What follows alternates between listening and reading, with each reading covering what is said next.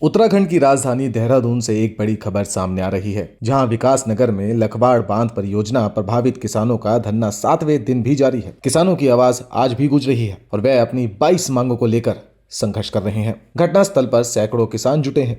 उनका कहना है कि लखवाड़ बांध परियोजना से उनकी जमीन, फसल और आजीविका प्रभावित हो रही है। प्रभावित किसानों का कहना है कि यदि उनकी मांगों को गंभीरता से नहीं सुना गया तो वे आंदोलन को और व्यापक स्तर पर ले जाएंगे। घटनास्थल पर पूर्व जिला पंचायत अध्यक्ष मधु चौहान भी पहुंचे।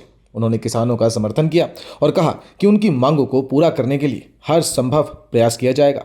उन्होंने ये भी बताया कि किसानों की समस्याओं को मुख्यमंत्री पुष्कर सिंह धामी तक पहुंचाने का प्रयास किया जाएगा। देखिए, आज मैं अगर यहाँ पर आई हूँ तो निश्चित रूप से ये जो संयुक्त संघर्ष मोर्चा है इसके समर्थन के लिए आई हूँ। मैंने इनकी मांगें भी देखी है और मुझे लगता है कि अगर कोई अपनी मातृभूमि, अपनी जन्मभूमि अगर कोई राष्ट्र निर्माण के लिए दे रहा है तो जो कुछ उनकी मांगे हैं उसको मांगने का उनको हक है।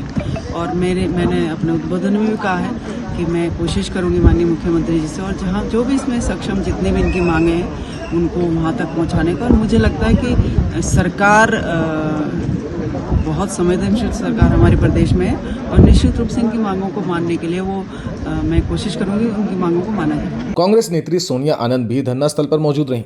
उन्होंने किसानों से बातचीत की और आश्वस्त किया कि उनकी समस्याओं का समाधान सुनिश्चित करवाना उनकी प्राथमिकता है। सोनिया आनंद ने किसानों को भरोसा दिलाया कि उनकी आवाज विधानसभा और केंद्र तक पहुंचाई जाएगी। लखवाड़ बांध परियोजना प्रभावित समिति के अध्यक्ष जगमोहन सिंह चौहान ने भी धरना स्थल पर किसानों को संबोधित किया। उन्होंने कहा कि धरना किसानों के हक के लिए है और उनकी मांगे न्यायपूर्ण हैं।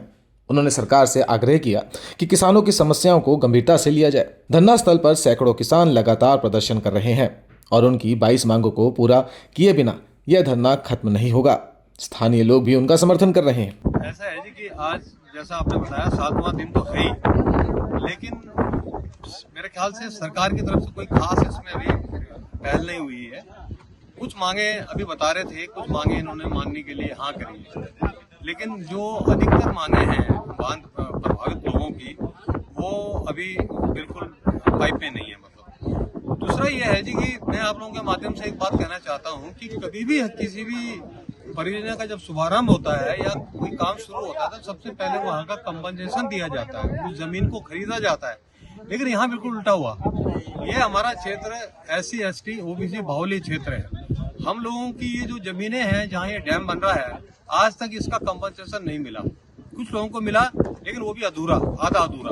तो ये समझ से बाहर की बात है कि हमारे बार बार कहने के बावजूद भी ये लोग नहीं चेते। ये धरना केवल किसानों की आवाज नहीं बल्कि सरकार और प्रशासन के लिए भी चेतावनी है कि विकास के साथ न्याय जरूरी है। Bureau report, dynamite news, Dehradun.